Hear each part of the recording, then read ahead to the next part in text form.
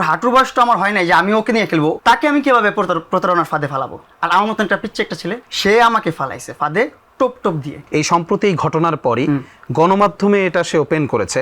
এখন তার ওপেন করা কথাগুলো আমার মনে হয়েছে যে এগুলো আপনাকে প্রশ্ন করা উচিত, কারণ এটা তো তার দিক থেকে সে বলেছে। আমার কোনো সমস্যা নেই, আমি স্ট্রেট আনসার দিতে। সে বলেছে যে আপনি প্রচুর পরিমাণে মাদক দ্রব্য গ্রহণ করেন, বিশেষ করে গ্রহণ করেন প্রচুর পরিমাণে। আপনি ওর ভিডিও দেখবেন, ও ভিডিওতে বলে যে চায়ের দোকানে দাঁড়ায় বিড়ি ফুঁকতো, আমি গেছি।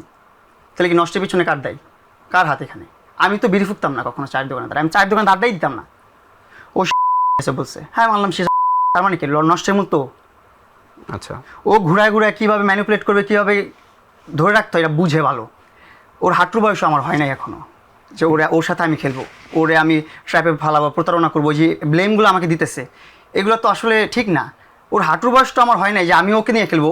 ওর মতো একজন শিক্ষিত মানুষ, এডুকেটেড মানুষ, যে আপনার ব্যাংকে জব করতেছে, তারপর আপনার এয়ারলাইন্সে জব করছে, আর্মির ব্যাকগ্রাউন্ডে ছিল। ওয়ালটন টেলিভিশন মাত্র 25,490 টাকায় পাচ্ছেন গুগল টিভি।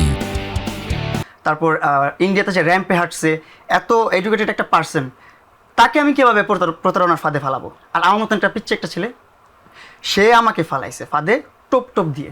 মাছ ধরে না, আধার দিয়ে মাছ ধরে না, এইভাবে আমাকে ধরছে। তাহলে তার এই অভিযোগের বিষয়ে কি বলবেন? আসলে আপনি কি প্রচুর পরিমাণে গাঁজা সেবন করেন? না না, কেন? ওকে, অলরাইট।